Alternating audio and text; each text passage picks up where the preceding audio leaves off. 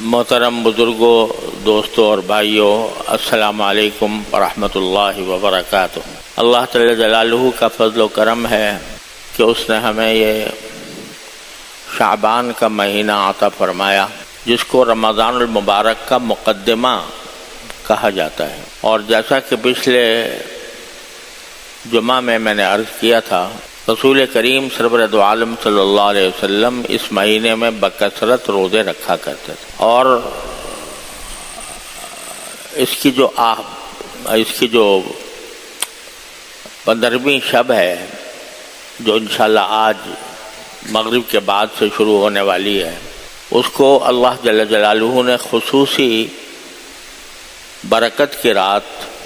بنایا ہے۔ اور اس رات میں اللہ تبارک و تعالیٰ کی بارگاہ میں حاضر ہو کر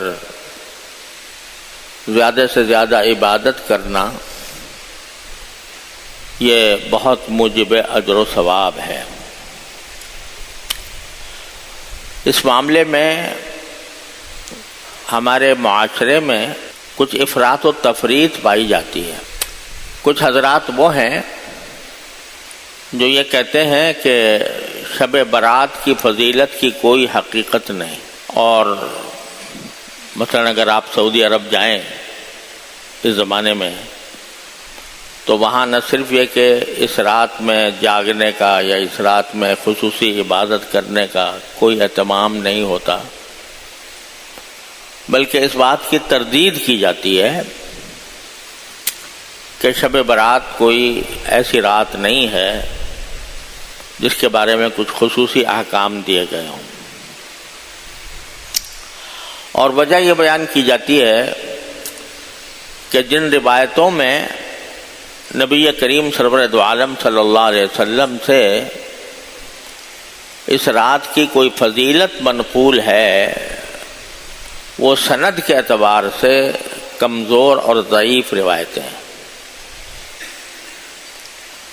تو ایک طرف تو یہ افراط ہے کہ اس کو بالکل کوئی اہمیت ہی نہیں دی جاتی، اور ان سے متاثر ہو کر بعض حضرات خود ہمارے معاشرے کے اندر بھی بر صغیر میں ایسے پائے جاتے ہیں جو اسی مسلک کے قائل ہیں کہ بھئی شب برات کی کوئی حقیقت نہیں ہے۔ یہ بات اس لیے درست نہیں ہے کہ شب برات کی احادیث ایک مرتبہ میں نے جمع کروائی اپنے ایک ساتھی سے، تو پتہ چلا کہ شب برات کی فضیلت کی احادیث 17 صحابہ کرام سے مروی ہے۔ 17 صحابہ کرام رضی اللہ تعالیٰ عنہم سے روایت ہے اس کی کسی نہ کسی فضیلت کے بیان کی۔ تو یہ قاعدہ ہے محدثین کا بھی کہ اگر ایک روایت چاہے انفرادی طور پر اس کے راوی میں کوئی کمزوری ہو، لیکن وہ اتنے مختلف طریقوں سے اور اتنے مختلف صحابہ کرام سے مروی ہو کہ ان کے بارے میں یہ سمجھنا کہ یہ سب نے گھڑ کے بنا دی ہے، یہ محدثین کے نزدیک بھی صحیح طرز عمل نہیں ہے۔ ایک بات تو یہ ہے کہ 17 صحابہ کرام سے مروی، اور ان میں سے بعض احادیث ایسا نہیں ہے کہ ساری کی ساری ضعیف ہوں، کچھ ایسی بھی ہیں جو ضعیف نہیں ہیں۔ اور دوسری بات یہ ہے کہ ایک کسی بات کے اوپر اگر امت کا تعامل چلا آتا ہے، یعنی صحابہ و تابعین کے دور سے لوگ اس کو اہمیت دیتے رہے ہوں اور اس پر عمل کرتے آئے ہوں، تو محض اس وجہ سے کہ بھئی اس کی سند ضعیف ہے اس کو رد نہیں کیا جا سکتا۔ اس لیے یہ بات تو غلط ہے کہ شب برات کی کوئی فضیلت نہیں، کوئی اہمیت نہیں، یہ بات تو درست نہیں ہے۔ البتہ لوگوں نے اس کے اندر کچھ اپنی طرف سے چیزوں کا اضافہ کر دیا۔ حقیقت تو صرف اتنی تھی کہ اس رات میں چونکہ اللہ تبارک و تعالی کی خصوصی رحمتیں متوجہ ہوتی ہیں، لہذا بندہ ان میں اللہ تعالیٰ کی طرف زیادہ سے زیادہ رجوع کرے، نفلیں پڑھے، تلاوت کرے، ذکر کرے، تسبیحات کرے، تو یہ تو بات بالکل اپنی جگہ درست تھی۔ لیکن بعض لوگوں نے اس کو آگے بڑھا کر اس میں کچھ اعمال تجویز کر لیے اپنی طرف سے، جو نہ قرآن میں، نہ حدیث میں، نہ صحابہ کرام کے عمل میں، نہ امت کے تعامل میں، ایسی چیزیں اپنی طرف سے بڑھا لی۔ مثلا ایک زمانے میں پہلے یہ ایک رواج ہو گیا تھا کہ اس رات میں خاص نماز پڑھی جاتی تھی، اس کا خاص طریقہ تھا، اس کی خاص رکعتیں تھیں، اور یہ کہا جاتا تھا کہ بھئی اس قسم کی نماز پڑھنی چاہیے شب برات کے اندر۔ کوئی خاص نماز اپنی طرف سے بنا کر شب برات کا اس کو لازمہ یا خاصہ قرار دے دیا گیا تھا۔ حالانکہ جیسا میں نے ابھی عرض کیا 17 احادیث ہیں شب برات کی فضیلت میں، ان میں سے کہیں بھی کسی بھی حدیث میں کسی نماز کا کوئی خاص طریقہ تجویز نہیں کیا گیا کہ بھئی اس خاص طریقے سے نماز پڑھا کرو۔ تو یہ ایک بدعت پیدا ہو گئی۔ بدعت کس کو کہتے ہیں؟ بدعت کے معنی یہ ہے کہ ایک چیز جو نہ قرآن نے حکم دیا، نہ رسول کریم صلی اللہ علیہ وسلم نے حکم دیا، نہ آپ نے اس پر عمل فرمایا، نہ صحابہ کرام نے اس پر عمل فرمایا، اور اس کو یہ سمجھے کہ یہ بھی ایک دین کا حصہ ہے، دین کا حصہ بنا کر اس کو دین میں شامل کر دیا، اس کا نام ہے بدعت۔ تو یہ جو خاص طرح کی نماز بنائی گئی یہ من گھڑت تھی، خود اپنی طرف سے بنا لی گئی تھی، اس کا کوئی ثبوت نہیں تھا۔ اور نماز بھی کہ جو نماز جو باعث اجر و فضیلت ہوتی ہے وہ ہے جو عام قاعدوں اور اصولوں کے مطابق ہو، کہ بھئی اس میں مثلا 4 رکعتیں ہوتی ہیں تو 2 رکعتوں کے بعد بیچ میں بیٹھا جائے، پھر تیسری رکعت اور چوتھی رکعت بعد میں ادا کی جائے۔ رات کی نماز میں رسول کریم صلی اللہ علیہ وسلم سے جو زیادہ واضح طور پر بات منقول ہے وہ یہ کہ 2 رکعتیں کر کے پڑھی جائیں۔ کوئی 4 پڑھ لے تو کوئی حرج بھی نہیں ہے، ناجائز بھی نہیں ہے، لیکن سنت یہ ہے کہ 2 رکعتیں کر کے پڑھے۔ اب اس نماز میں ایک لمبا سلسلہ قائم کر دیا گیا تھا، اور اس میں خاص صورتیں متعین کر دی گئی تھیں کہ بھئی فلاں رکعت میں یہ صورت پڑھو، فلاں رکعت میں یہ صورت پڑھو، وغیرہ وغیرہ۔ تو یہ سب اپنی طرف سے دین میں اضافہ کر دیا گیا، اسی کا نام بدعت ہے۔ تو ایک تو یہ بالکل لغو بات ہے اور اس کا کوئی ثبوت نہیں ہے۔ الحمدللہ اب ہمارے معاشرے میں اس کا رواج نہیں رہا، لیکن ماضی میں فقہاء کرام نے اس کا ذکر کیا ہے اور اس کی تردید بھی کی ہے۔ اسی طرح بعض لوگوں نے اس رات کے اندر کوئی خاص کھانا پکانے کو بھی ایک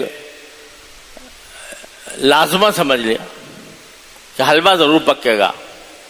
شب برات میں، اگر حلوہ نہ پکا تو شب برات ہی نہ ہوئی۔ اب اس کا کوئی دور دور کہیں اس کا تصور نہیں ہے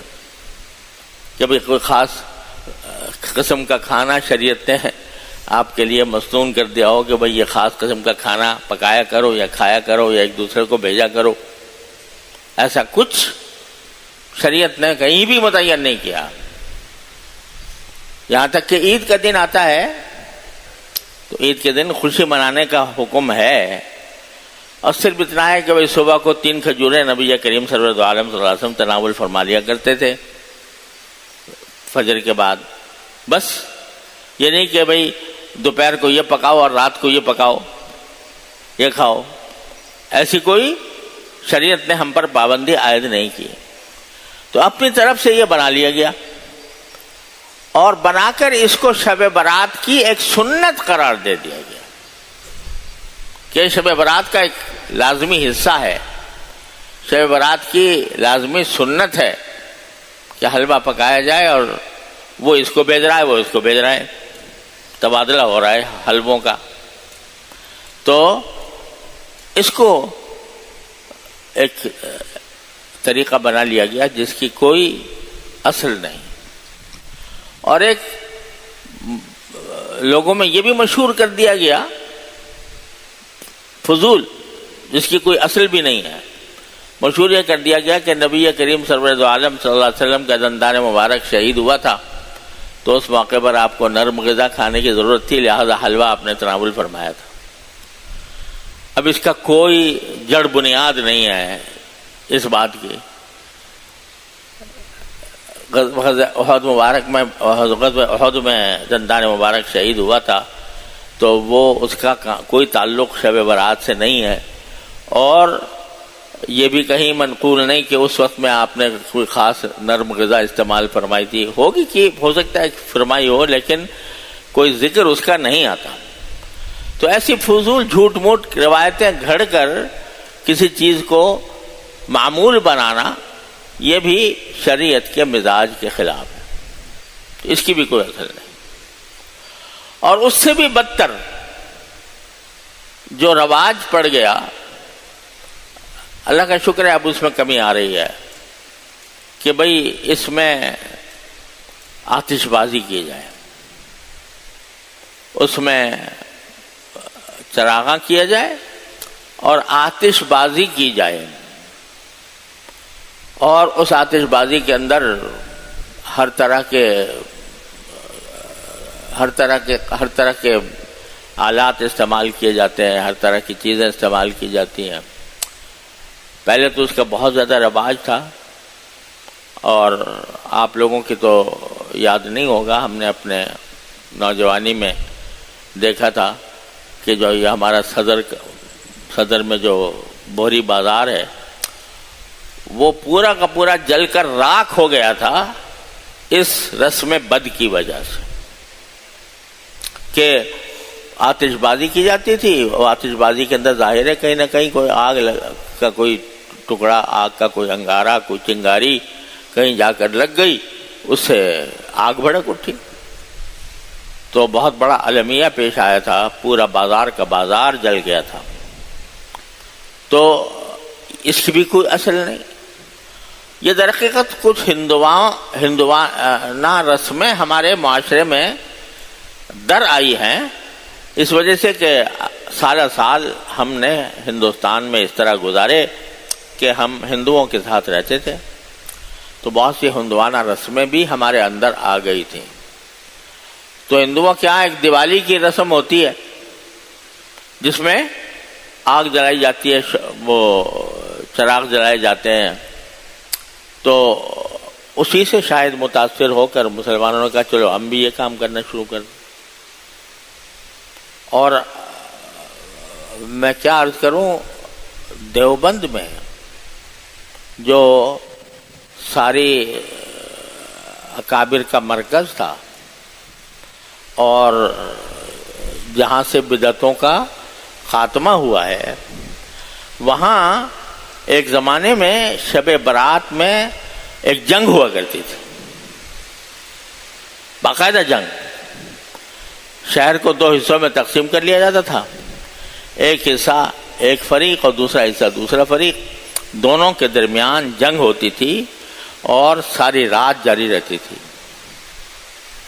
ہمارے اکابر علماء دیوبند نے اس کے اوپر نکیل بھی کی، لیکن یہ سلسلہ اللہ کا شکر ہے وہ بند ہو گیا قصہ. تو غلط طرح طرح کی چیزیں شب برات کے ساتھ منسوب کر دی گئی ہیں جن کی کوئی حقیقت نہیں ہے، اور نہ صرف یہ کہ حقیقت نہیں ہے بلکہ ان کو ان میں سے بعض چیزوں کا پر عمل کرنا الٹا گناہ کا موجب ہے. یہ آتش بازی اسی طرح کی چیز ہے.